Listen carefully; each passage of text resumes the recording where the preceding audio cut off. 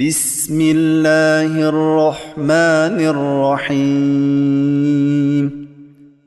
ويل للمطففين الذين إذا اكتالوا على الناس يستوفون وإذا كالوهم أو وزنوهم يخسرون ألا يظن أولئك أنهم مبعوثون ليوم عظيم يوم يقوم الناس لرب العالمين. كلا إن كتاب الفجار لفي سجين وما أدراك ما سجين كتاب مرقوم.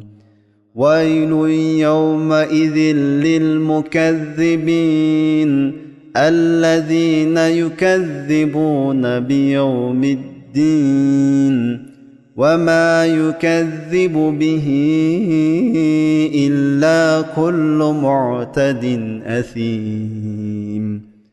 إذا تتلى عليه آياتنا قال أساطير الأولين كلا بل ران على قلوبهم ما كانوا يكسبون.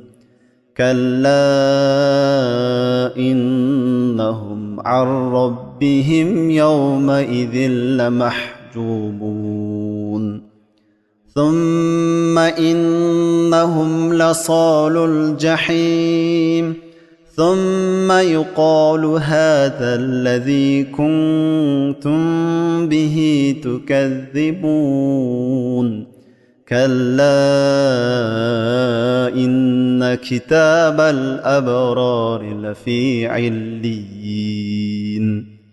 وما أدراك ما عليون كتاب مرقوم يشهده المقربون إن الأبرار لفي نعيم على الأرائك ينظرون تعرف في وجوههم نضرة النعيم يسقون من رحيق مختوم ختامه مسك وفي ذلك فليتنافس المتنافسون.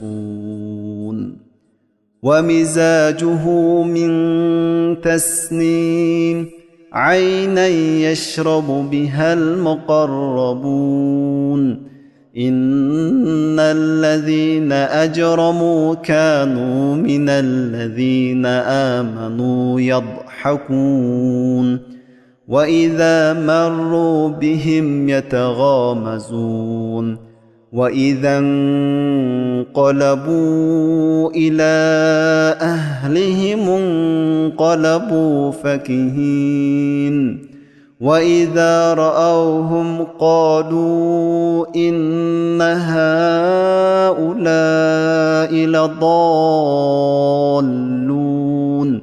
وما أرسلوا عليهم حافظين.